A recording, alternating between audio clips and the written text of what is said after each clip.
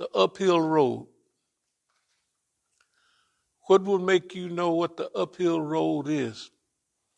It's the people that are being squashed like bugs. Their face is down in the dust, right? The people that nobody want to be around. They're so-called worthless and useless. And that's our mission. And Marcus Garvey was one who helped show the way.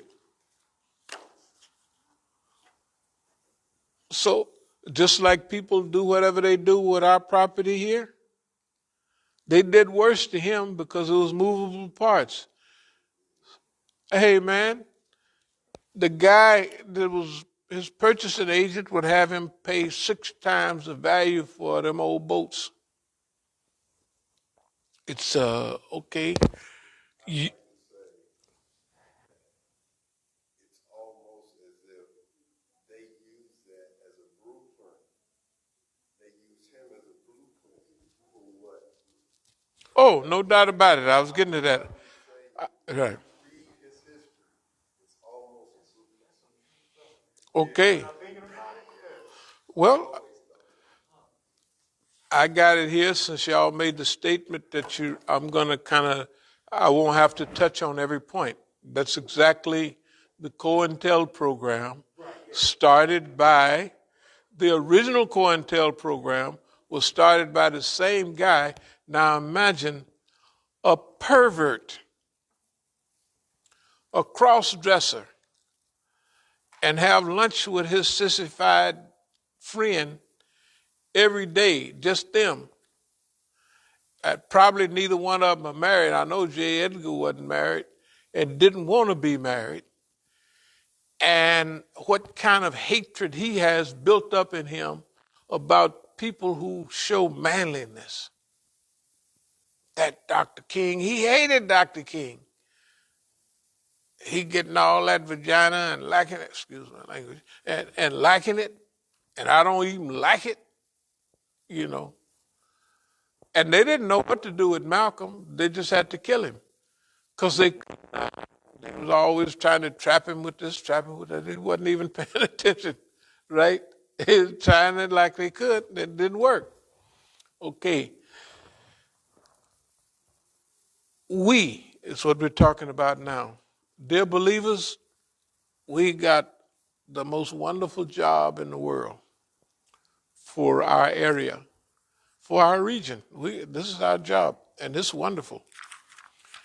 And it's been wonderful. And we're not new in this. We've been doing this for a long time.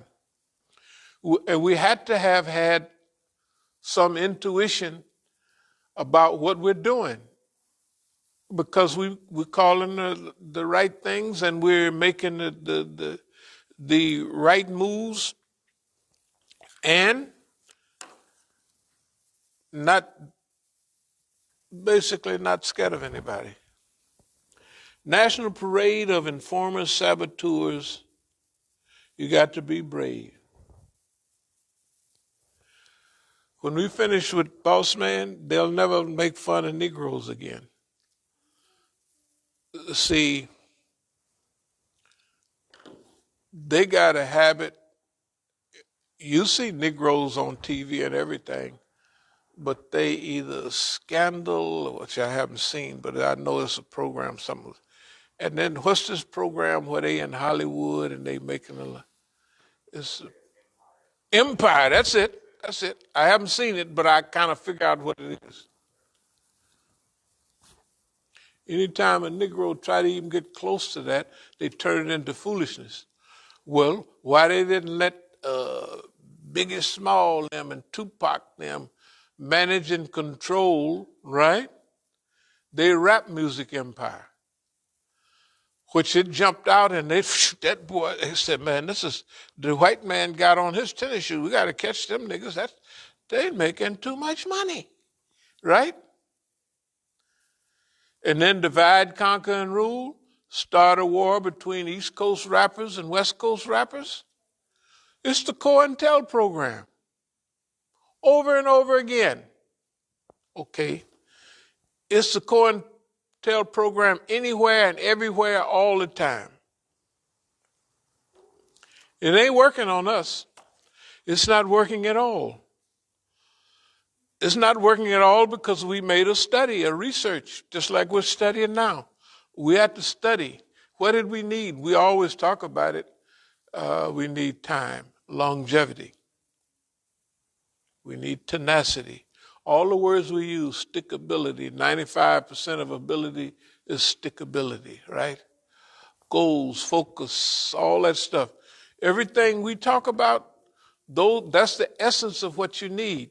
The first discovery we made was our people did not have time like other groups did in China. They started the Communist Party in 1921, but by the 1934, 35, they going through the Long March, and they got a movement where they can survive. It's different mathematics. Some say they started out in the Long March with 1 million men, and there's 20,000 at the end. They have different numbers, but it don't, that you can do that, you get time to learn. You have to learn.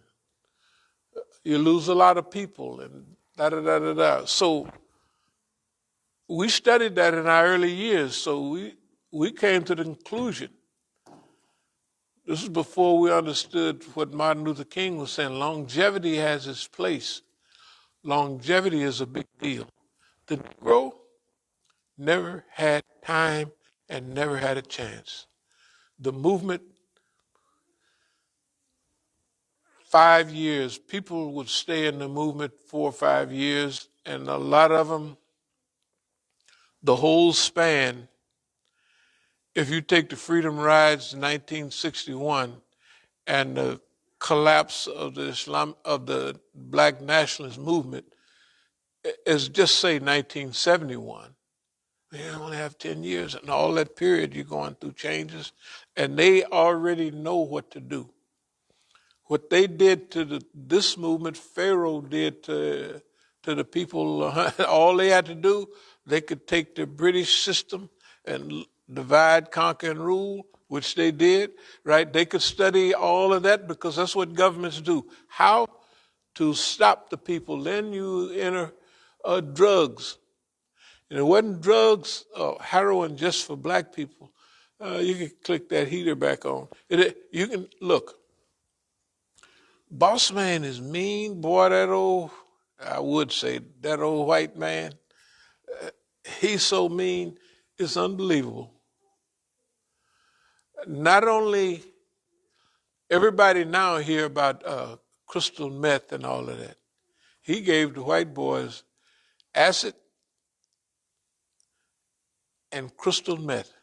That was like back then. Man, it was some Negroes mess with crank a little bit then. But the ones that was putting out crystal meth was, we'll say, motorcycle groups, and white folks loved it. And they go through wave and wave after. Some Negroes get caught up in it, but the biggest group is crystal meth. It's white folks. It wipes them out. It makes heroin look like. See, I mean, man, it's so bad. But that's what white folks gave to white folks. They did studies in the early 60s with LSD, military experiments, right? They knew what it did. They gave it to the white folks. This was supposed to be a big deal. Ollie Stanley. I remember Ollie Stanley. Ollie Stanley, one supposed to help invent it in modern times. White boy out there, and you might as well call it Berkeley, around that area. Because acid didn't become, by the time LSD became illegal, they had already hooked everybody on the trip. It became illegal in 1966. Yeah. So all the white folks was already, one group of white folks, I'm telling you, they destroy These guys, they destroy unnecessarily. Remember, I had y'all listen to the song, when you go to San Francisco, be sure to wear some flowers in your hair. All the young white folks wanted was, make love, not war. We don't have anything. Forget wars. That's your thing. We don't want to be bothered at all. And they treated them like niggas. They gave us heroin and everything else, and they gave their own children. They say that was an open opportunity to test. It was like they were guinea pigs. They were the guinea pigs, and they was a target. Remember, they tested it in 61. They tested it already. When they let it out, they already had their crew that's going to publicize it.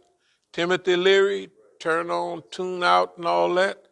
Why he didn't go crazy? Because he was there to lead them to the slaughter. Huh? Hey man, it was mean, man. It's like, okay, no, it's okay. But we live in a world, the leaders are like Pharaoh and the people are like the people of Musa alayhi salam. That's the way it was like that. It is like that now. That's why we don't have nothing. That's why you would have compassion for white people. Because like the people who was at those programs, they're just misled, nice young Euros. They don't have any, a few of them at the top know what they're doing. They're misleading them, but they don't. They're going to the thing. You know, when we'd be out there, you would see them like they're running to get to the line and stuff. Okay, this is a happening, right? The news make it happening. They're having such and such and such at the White House. So all the nice little white kids, hey, this is it. Let's go down, right? They're not there for no teaching like we're standing out there trying to give them some teaching. Now, since you're here, here's what you do. This is a teach-in, and then you study you have meetings. Why are we here? What do we want to do? How are we going to do it, right? Why they don't have none? They had none of that. Nowhere. Nowhere in the United States did they have any of those. Why? Because this is not the 60s and they don't want you to know why you're there. You just come down, have a good time, turn some flips, and go back home and shut up. Right? They know what they're doing. So with the white folks during the 60s, they had, of course, they had the media, but they had, see, the innocent white folks didn't realize that their government would feed drugs to them. Most of the talk you hear is about heroin to black people to divert, but you don't hear too much about the white man giving drugs to the. When white people got aware that this is not smelling too well, it was right there in Ohio when you saw the girl leaning down over her little friend that's been shot by the military. And everybody was looking at, well, why? What the heck? You know, they're trying to process why. What's, you know, why is this? They're not processing it, but they're trying to. Why? We can actually understand that you don't like black people and you don't want them to be free. They can process that because after Kent State, they told us in words, you guys got a big job. Not us anymore. Yeah. The only reason they might want to see us about Vietnam and other stuff, because, see, they were getting killed in Vietnam, right? That's why they was out there. That war is what mobilized them. If they wouldn't have had the war in Vietnam, they'd still be up in the hills, you know, sucking on the weed pipe or something. But the point is, every classical mistake that a big system would use, the United States government did to its own people. The only people that would stick with this country when it needed it and with nothing in return was black people. They did it in World War I. We'd be watching all the Tuskegee Airmen. What do every one of them say now? They're 500 years old. Well, it was a double V. Did they ever get a double V? Absolutely not. Double victory? Yeah, you got one victory over the Nazis. But what about these Nazis here? Can you imagine how sad they was when they would be going down south? You ever see any of these movies where they going down south and they on the train and they tell them, okay, y'all get off the train. And then they can't go in nowhere and eat, and the German POW